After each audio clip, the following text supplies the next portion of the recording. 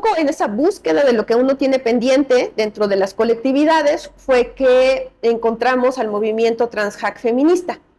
Y ahí fue como que yo dije, wow, esto ¿Y eso aquí qué es? Cuéntanos qué es el movimiento transhack feminista. Pues fíjense que por ahí de 2014 hubo en Barcelona un encuentro que se le llamó el Backbone. El backbone es la espina dorsal de Internet. Y es que muchas veces pensamos que Internet es como algo que está en el aire, como una cosa ahí metafórica o algo que no tiene materialidad, pero no, el Internet es materia.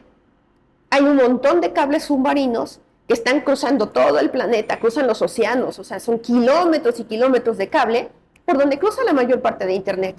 Sí, en algunos momentos podemos pensar en los satélites y en antenas, pero básicamente el Internet en el mundo sigue siendo cableado, la principal forma de transmisión.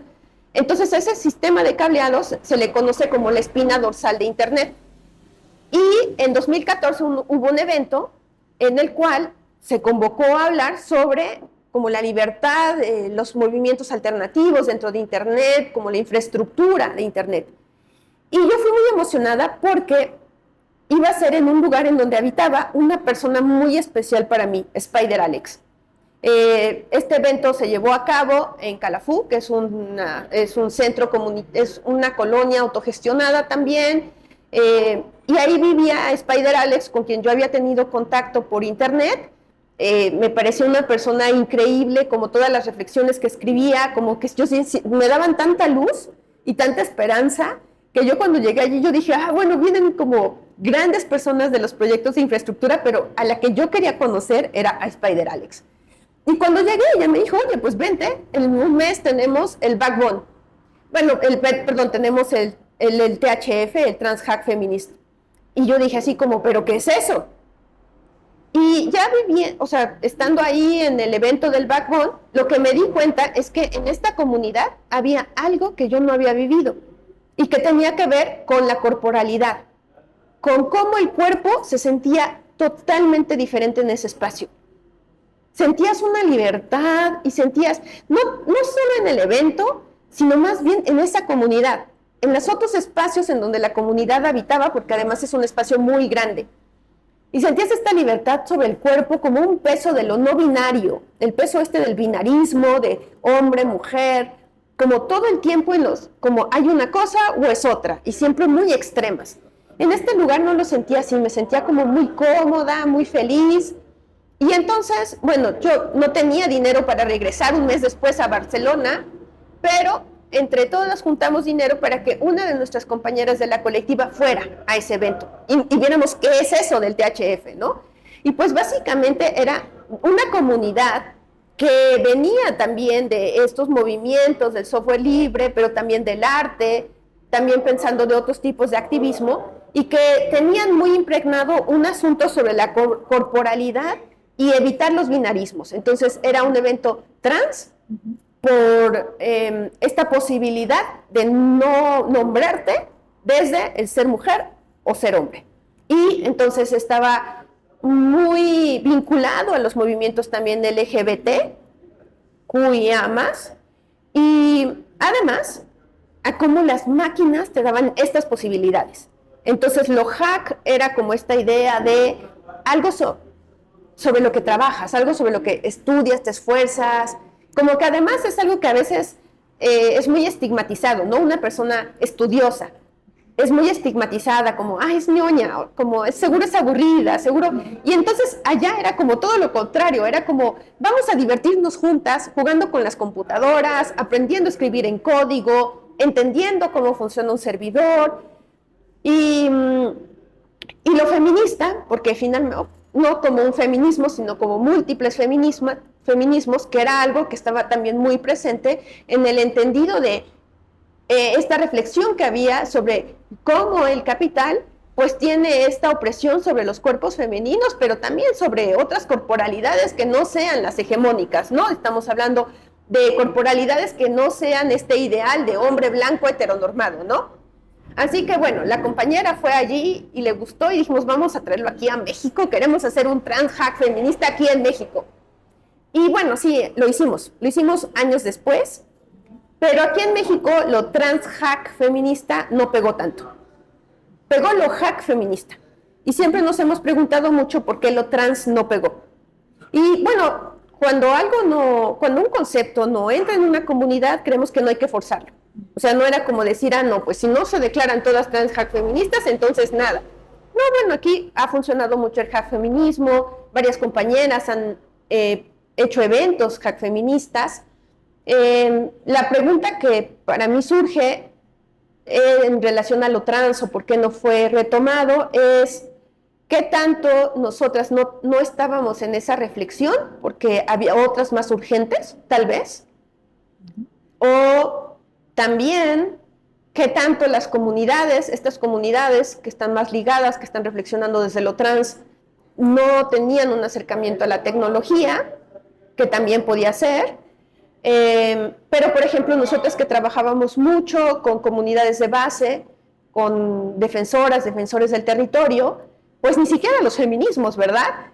Como que allí también eso no es que no tuviera sentido, pero tal vez el concepto todavía no tenía sentido para integrarlo. Entonces, pues nada, dejamos que la gente se nombre desde donde prefiera nombrarse y recupere también para sí las cosas que puede recuperar de esto. Y yo creo que para mí actualmente el trans hack feminismo sigue siendo esta posibilidad de transgredir los límites que nos imponen socialmente sobre lo que somos, sobre nuestros cuerpos, sobre lo que podemos ser o hacer o saber. Sigue siendo la posibilidad de imaginarnos haciendo un laboratorio en una cocina y sigue siendo esta idea preciosa de imaginar a mujeres como la Marie Curie teniendo un laboratorio, teniendo una casa, teniendo una familia. Sí que, claro, ahora hay más posibilidades, pero hay una historia ahí muy bonita que me gusta pensar de Marie Curie, que había procesado 1 tonelada de piedra para lograr 1 gramo de pechblenda, que es el elemento que le permitió como entender tantas cosas sobre lo que ella investigaba. Y es bonito pensarla porque cuando empezó a procesar ese kilogramo, esa tonelada de piedra, no tenía certeza de qué iba a encontrar. Probablemente solo tenía la intuición de que algo iba a encontrar. Y desde una cultura hegemónica es absurdo que alguien dedique tal cantidad de energía para hacer algo. Pero eso es como una lógica que rompe con la lógica hegemónica y que por eso me gusta tanto, porque en estos espacios, en los espacios transhack feministas, no se trata de una lógica de qué vamos a obtener, qué se va a lograr, qué acuerdo final vamos a tener.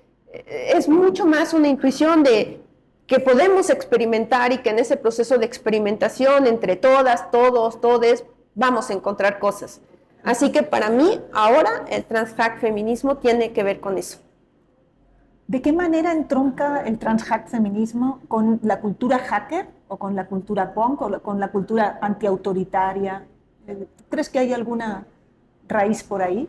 Sí, totalmente. Muchas de las comunidades hacker que han dado pie a todo el movimiento hacker y hacktivista, y en este caso al transhack feminismo, han estado ligadas a las comunidades anarquistas, en donde además en algunos territorios el punk ha estado como muy acompañando, porque el punk al final también en sus letras, en su música, transmite todo este deseo de libertad, estos ideales libertarios, y esta cultura de buscar la horizontalidad, de buscar no tener un poder central, que justo era una de las utopías de Internet, ¿no? El no tener una autoridad central que determinara la comunicación, sino poder tener un asunto distribuido, ¿no? En donde todos tuvieran la misma posibilidad. Bueno, sabemos que eso al final no terminó pasando, no es lo que tenemos actualmente, pero era el sueño. Y creo que ese sueño por eso también fue algo que se adoptó también dentro de las comunidades hackers, las comunidades anarquistas que trabajaban con tecnología, vinieron en este movimiento hacker y además han aportado muchísimas cosas, ¿no? Por ejemplo, están los cyberpunks que aportaron al movimiento de cifrado el cifrado como esta forma de poder hacer que los mensajes no estén disponibles más que para la persona que están destinadas o las personas. Y ahí estaban los cyberpunks presentes, ¿no? Estaban reconociéndose además como anarquistas.